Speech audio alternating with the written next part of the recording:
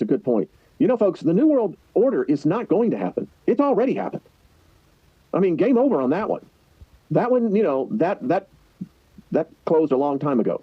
We're dealing now in what we would call the aftermath of implementing the ideology. And they're doing a good job.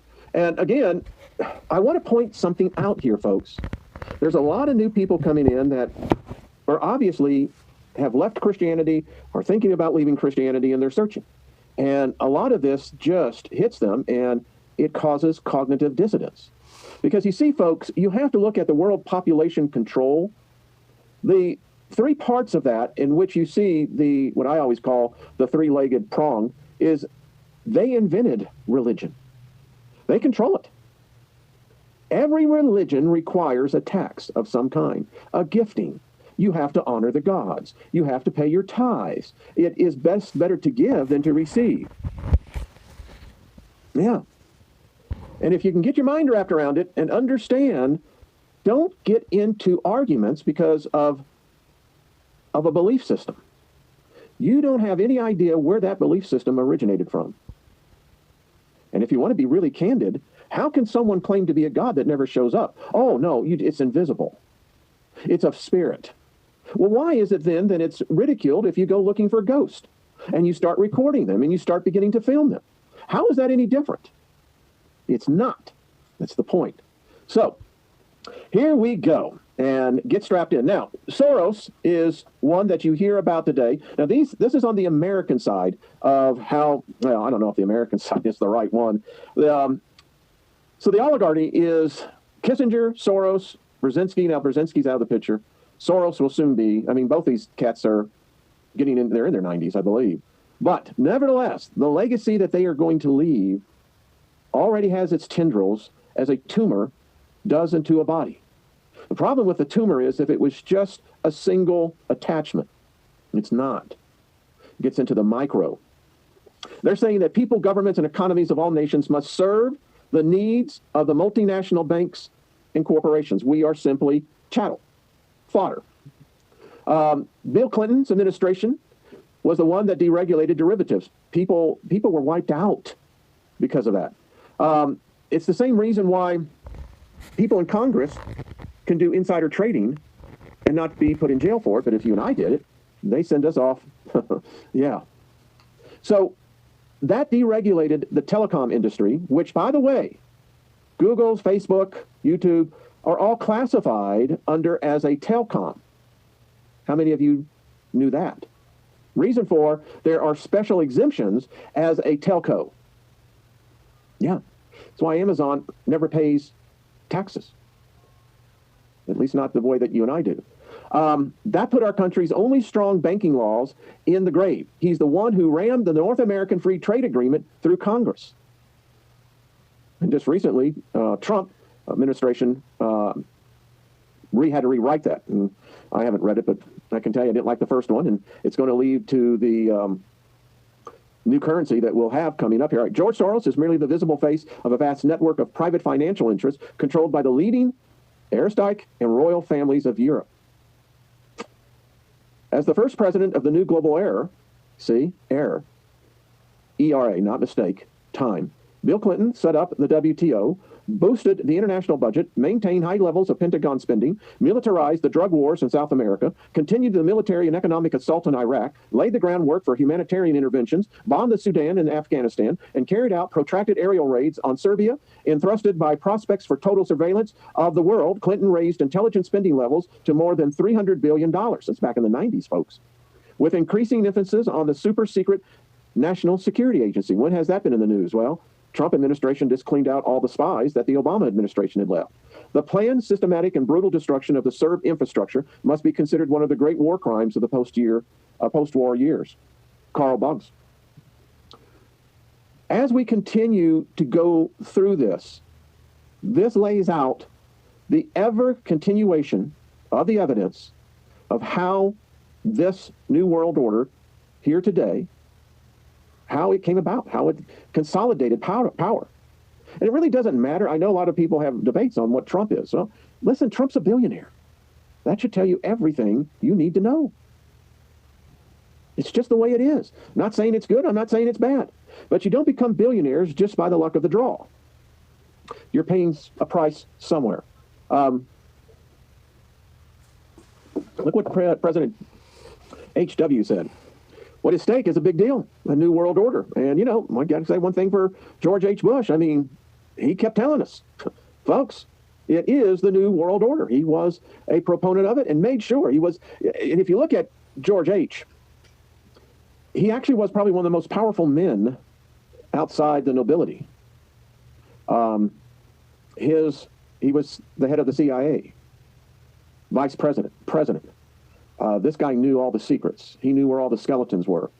And I am delighted to be here in these new councils on foreign relations headquarters, as I've been often to the mothership in New York City, but it's good to have an outpost of the council right here down the street from the State Department.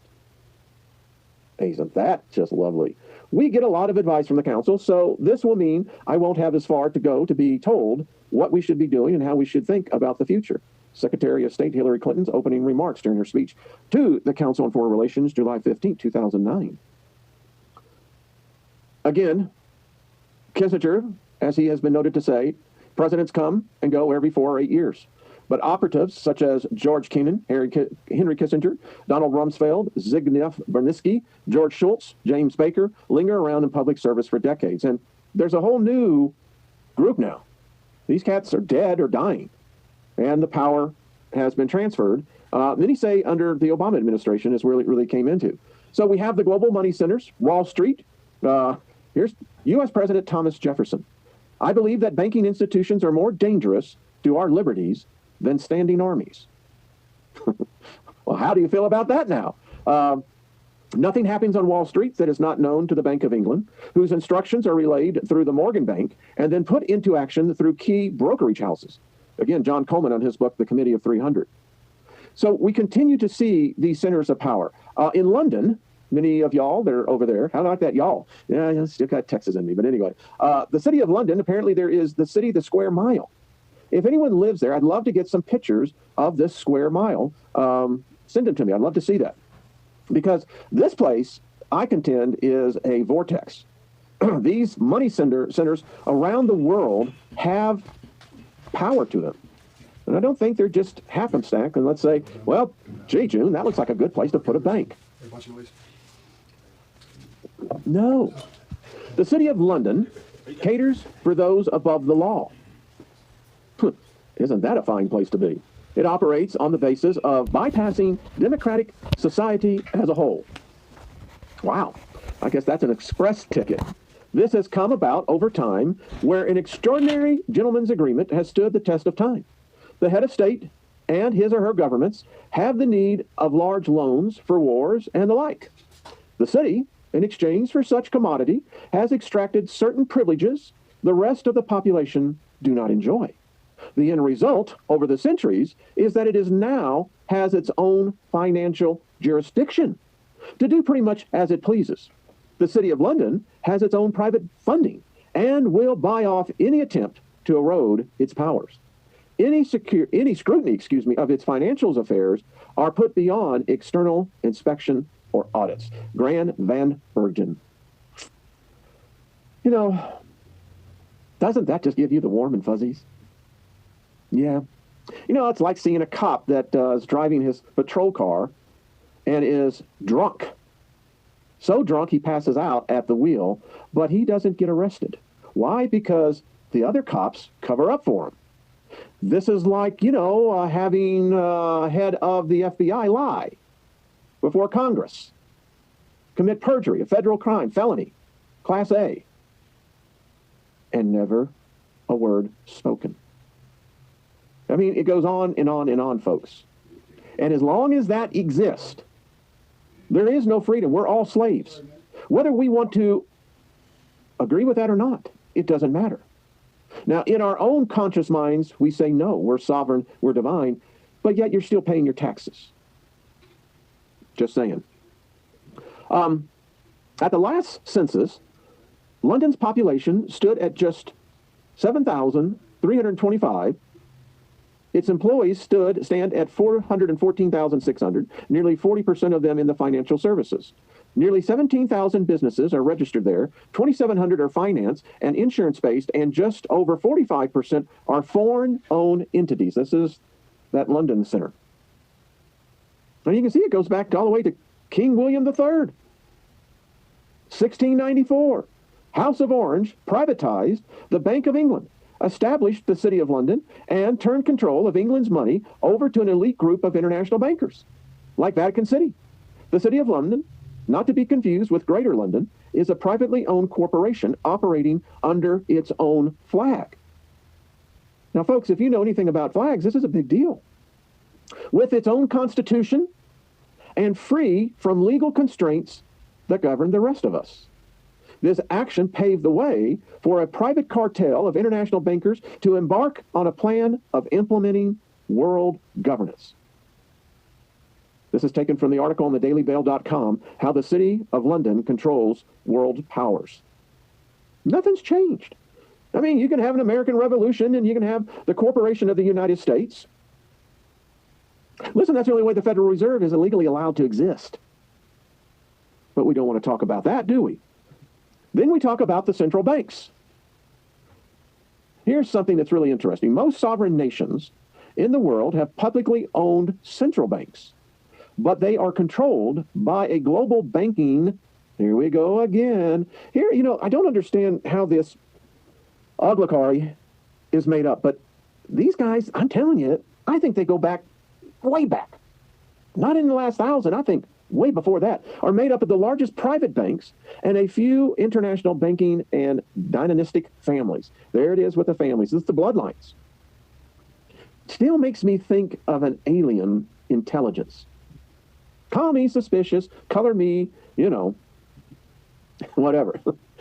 States, most especially large, homogenic ones, such as the United States and Great Britain, are controlled by the international central banking system, working through secret agreements at the Bank of International Settlements, the BIS, which is just BS, and operating through national central banks, such as the Bank of England and the Federal Reserve. The same international banking cartel that controls the United States today previously controlled Great Britain and held it up as the international hegemon. When the British order faded and was replaced by the United States, the U.S. ran the global economy. However, the same interests are served. States will be used and discarded at will by the international banking cartel. They are simply tools. They think we're toads. Andrew Gavin Marshall. So we have the central banks. Who are they? Well, we got the Bank of England. Again, this was, we know the story of King William III, how he set this up. Then the Rothschilds family and their agents steer the world's economy through the Bank of England. N.M. Rothschild and Sons and their web of private banks in all major nations. When an economic crash occurs, it has most definitely been ordered from the city or across the pond by their associates at the Federal Reserve and Wall Street. Folks, it's a known fact that the first Great Depression was the result of bad monetary policy that came from the Fed. It is the Fed that controls inflation, deflation. And we have to be very concerned because at the last auction yesterday, our bonds hit an all-time low, which is not good. Go listen to the Steiger perspective. I can't talk about this as freely as I can there. But folks, there's a tsunami coming, and it ain't pretty. I see no way of escaping it. The Bank of England is, in effect, a sovereign world power. For this privately owned institution is not subject to regulation or control in the slightest degree by the British Parliament. This privately owned and controlled institution functions as the great balance wheel of the credit of the world, able to expand or contract credit at will, and is subject only to the orders of the city dominated by the fortunes of the House of Rothschild and the policies of the House of Rothschild. Now, let's talk about these houses for a second. Wow, I bet you heard that one. How many of you remember SG-1, the Stargate series? The guy old, those parasitic things, they were the house. If you remember the movie Dune, and if you've read the book, House of Atreides, it was the house. This goes back, I think, to the stars. I mean, whoever is here, which we're trying to unmask this, whoever that is, I think it's alien. But these are covenants. I think that these are potentially galactic contracts. Unless you say there is no one else but just man in all of the universe. So we get to the Federal Reserve. The Federal Reserve, the central bank of the United States, is not owned by the United States government.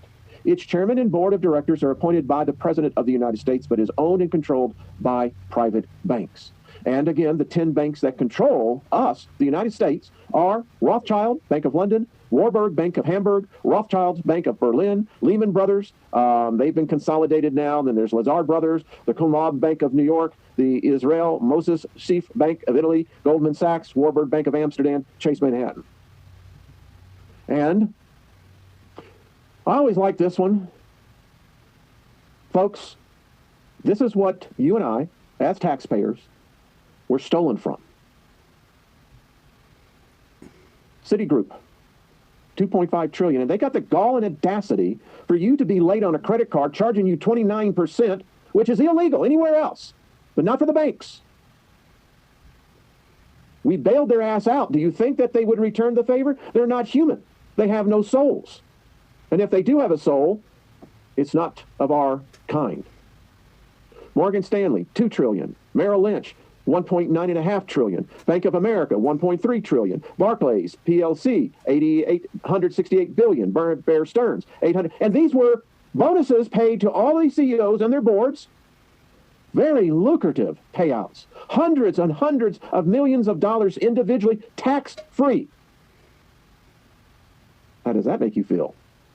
Goldman Sachs, 800 billion. Royal Bank of Scotland, 500 billion. JP Morgan Chase, 391 billion. Deutsche Bank, 354 billion. UBS, 287 billion. Credit Suisse, 262 billion. Lehman Brothers, 183 billion. Bank of Scotland, 100. This is American tax dollars, 181 billion. BNP Paribas, 175 billion. Wells Fargo, 159 billion.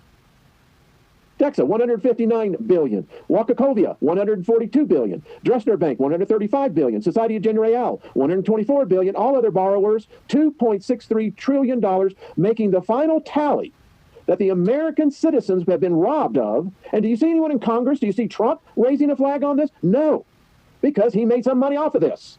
They're not going to indict these people. The total tally, $16.1 trillion. This was written by Charlie Robinson in his book, The Octopus of Global Control, 2017. You see, folks, people don't believe me. I'm trying to tell you what the illusion on the grandest scale perpetrated by the United States to the American public, and I dare say the world. We went into the second, in fact, it exceeded the first Great Depression in 2009. This is the New World Order. Feels good, doesn't it? And, we can go through here, on with the stories. Congressmen know about this, and maybe not the new ones. I don't think they even care. But Pelosi, bet your ass that she knows about this, along with Chucky Boy. Why? They're the ones that allowed it. You never read the Dodd-Frank Wall Street Reform Act of 2010. Americans don't read it. I did. And if you would have read it, the Affordable Care Act of 2010, that was the second zinger that locked and took away the last vestiges of freedom of American citizenry. They took our banking system, and then they took our health care. And we'll never get it back. So now you have the global shadow government. This is made up of the CIA, NATO, the UN, and the International Monetary Fund. The 5 veto powers and permanent members of the Security Council. The so-called victors of the Second World War, the Old Boys Club of 1945, the 5 states that have corrupted the UN Charter and corrupted the work of the UN, applying double standards and disregard for law. They have made the organization primarily serve their interest rather than serve its mandate. I refer to the 5 most dangerous members that together manufacture and sell some 85% of all military arms, including nuclear weapons and so-called weapons of mass destruction. This is the UN of the arms dealers, the most disreputable and yet profitable business on earth. There's been several movies made on there. There was a comedy one. Yeah. Tragically and quite bizarrely, these arms dealers are the same member states that the UN Charter entrust with maintaining peace and security around the world. I trust you see the disconnect. the incompatibility, the mind-boggling reality of nuclear powers and weapons salesmen being responsible for peaceful coexistence. It's madness. This is Dennis Halliday, the Global Research Public Lecture, Montreal, Canada, December 1st, 2009. You tell me we don't live in a world of insanity. It is an illusion, so well constructed that virtually everyone can acknowledge it, but they're still immersed in it. And it goes on and on. Then we got to talk about some of these other international, multinational companies. Cargill, Bechtel, the transnational corporations carry on inexorably, increasingly flagless and stateless. They weave global webs of production, commerce, culture, finance virtually unopposed. They expand, invest, and grow, concentrating ever more wealth in a limited number of hands. And look at it today, folks. They work, and that's why I don't doubt this. All you have to do is look at today. They work in coalition to influence local, national, international institutions and laws, and together with the governments of their home countries in Europe, North America, Japan, as well as international institutions such as the World Trade Organization and the World Bank, the International Monetary Fund, and increasingly the United Nations, they are molding the international system in which they can trade and invest even more freely. A world where they are less and less accountable to the cultures, the communities, and the nation states in which they operate. Underpinning this effort is not the historical sometimes these words, the inevitability of an evolving enlightened civilization, but rather the unavoidable reality of overriding corporate purposes, maximization of profits. Inevitability. I still got it. That was from the Sierra Club, not the twist on the word there. But this is the problem. What we saw in the Obama administration, because Obama was a anti-colonialist, he felt that Britain and the United States had a debt to pay to the world, and he advanced this culture of basically binding the U.S. laws to international treaties. And I do say the one thing for the Trump, I'm glad they got rid of TCPP. I mean, that was a pile of crap. Putting American citizens under the jurisdiction of foreign tribunals is not what the Constitution says. But it's a good lesson for all of us. You didn't see Congress getting all twisted about that, did you? No, we don't want to talk about that. They don't like me talking about this. They don't like anyone talking about this, particularly when you're getting down in the minutia. They don't like this at all. This is why I'm recording this. This is why it will be placed in other places. This is valuable information, folks. Valuable. Tax-exempt foundations, the Bill and Melinda Gates Foundations, the Rockefeller Foundations, Open Society Foundations. The organization of tax-exempt fortunes of international financiers into foundations was to be used for educational, scientific, and other public purposes. The inheritance tax drove the great private fortunes dominated by Wall Street into tax-exempt foundations, which became a major link in the establishment networks between Wall Street, the Ivy League, and the federal government. The foundations managed to acquire control over the primary Ivy League colleges, including Harvard, Yale, Columbia, and Princeton. Carol Quigley, historian, Georgetown University professor, in his book, Tragedy and Hope. And today, sadly, much of the grants that are available are politically and ideologically controlled, particularly in the area of where you have the so-called climate emergency. Their models have been proven to be flawed. And ask any politician, which model are they using for their stats? Because I can tell you the IPCC is going to make them a liar. But anyway, I digress. So the problem we have now with these foundations is that, well, here, I'll just read Andrew Gavin Marshall's quote. The dynastic families establish philanthropic foundations to serve a dual purpose of justifying their wealth and influence by being perceived as giving back, but which in actuality provide concentrations of wealth managed for the purpose of strategic giving, to undertake social engineering projects with an ultimate objective of maintaining social control.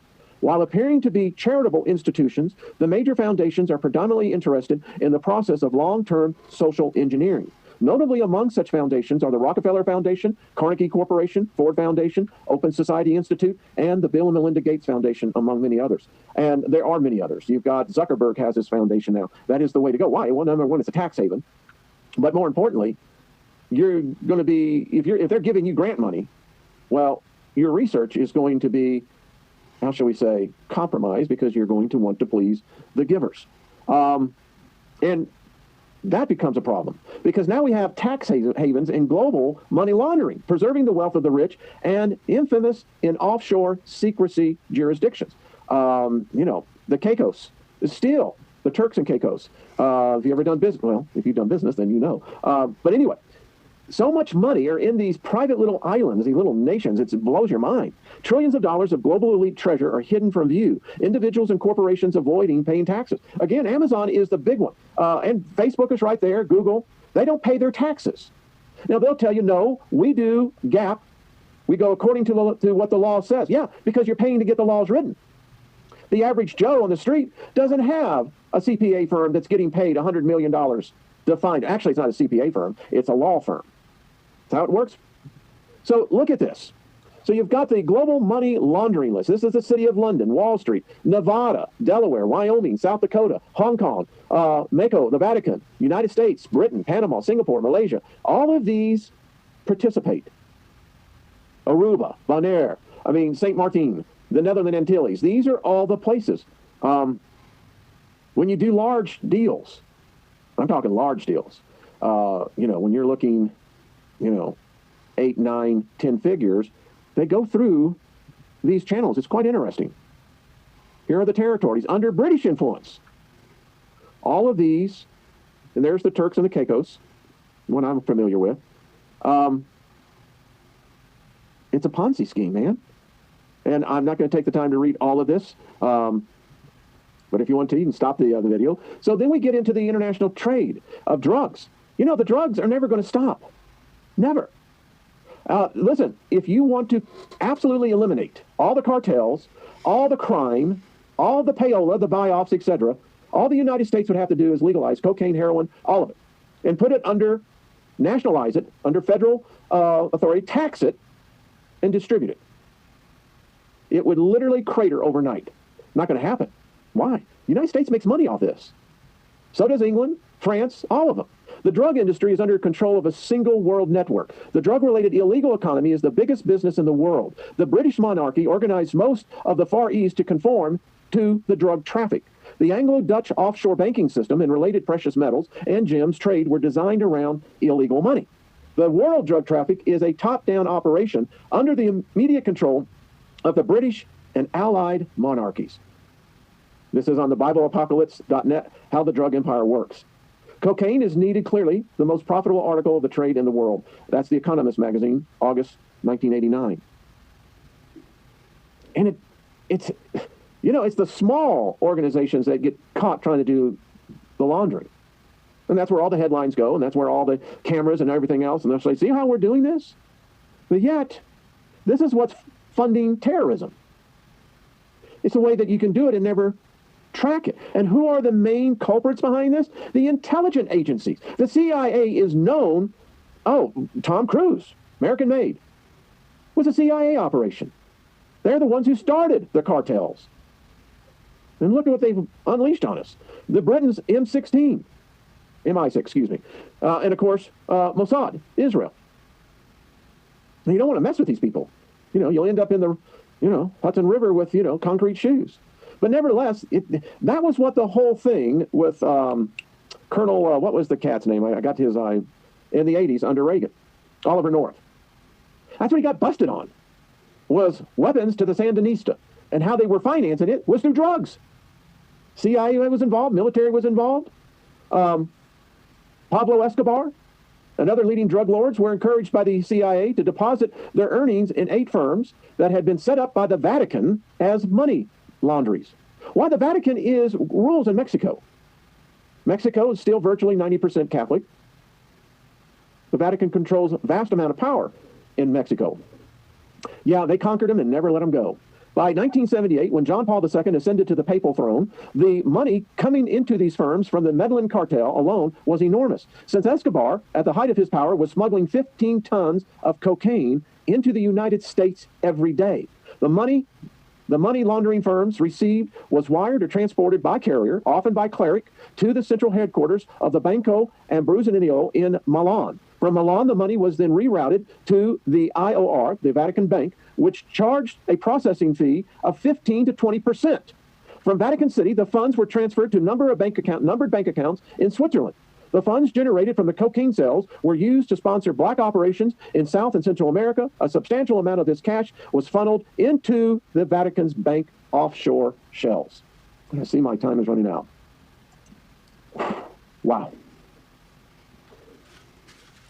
I mean, folks, do you see how complex this is? And how am I supposed to take this, then, that Jesus loves me, snorting coke? I mean, because that's what the Vatican was doing. Yeah, I bet he did love me, huh? I mean, come on. You really think there's a God of the Bible? Because they don't. They wouldn't do that to humanity. But baby, it's about money. It's not about your soul. It's not about giving you a place in the afterlife. It's about taxing your ass right now for as much as they can. Yeah. I'll just lay it out to you. What'd you say there, Al? I didn't see it. So anyway, it's brutal. We'll pick up on Monday. We're not going to quit until we get to the end of this, because by the time we do, there will be a record out there of just how this works. And I know it hurts a lot of people when they see this stuff. There's people who are deeply believers, faithful. But the risk is when you pull the curtains back and see who the wizard is, you ain't gonna like it. All right, folks, far out. Let's see. Thank you, Richard.